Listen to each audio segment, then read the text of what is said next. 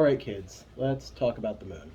As we all know, the moon was founded in 1628 when the church attempted to deport the rebel leaders of the radical left to the Vatican controlled area that they hoped, destabilize the movement. This rebellion was, if you recall, mostly concerned with the redistribution of wealth and a more sustainable crop rotation system. There were splinter factions, but we'll get to that in another episode. So, the moon. This satellite was created by taking a giant space net and catching all of the dust left over from the asteroid that wiped out the dinosaurs of the Mesozoic era. This ingenious net was the work of 20,000 weavers across Italy, France, and Germany over a period of 5 years. None of the weavers had been informed of what they were doing, why, and were sworn to secrecy. So the plan was that 20,000 people would keep a secret for 5 years and not talk to each other about the weird cloth they were all weaving. Mistake number one. Now, how many people do you know that could keep a situation for that long? So, naturally, the resistance learned about the net weaving and the net itself, which had been scheduled to launch in 1615, but that was delayed by 2 years while the sabotage was dealt with. So, the material of the net itself was a sort of fibrous rusk made from shark skin, which was meant to withstand atmospheric re-entry as well as the impact of solar winds and any unaccounted for asteroids.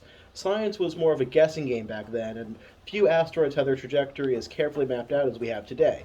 The resistance was fought against the creation of this extraterrestrial prison by seeking to replace the shark skin with eel skin, which is nearly identical when dried for the purposes of weaving, but which quickly disintegrates in the vacuum of space. This is due to the cellular structure of the skin. Where eels are more permeable and gelatinous, sharks have interlocking plates which can repel particles. Despite all efforts, the net was able to carry out its mission and gathered the dust that had been surrounding the Earth. The plan was to reconstruct Earth's prehistoric moon, the one that had been shattered by the sentient attack asteroids that wiped out the dinosaurs. Since then, the dust of the said moon had been created a ring around the Earth, similar to Saturn, but not as flashy. We don't need that around here. The church began shipping off hundreds of rebels to their new prison inside the hollow shell of Moon 2.0. However, as we all know, they didn't stay there for long. More than 800 members of the resistance tunneled out and escaped in a ship of constructed materials they had smuggled into the prison. What materials, you might ask? The shark skin they had stolen from the nets they had sabotaged. Boom!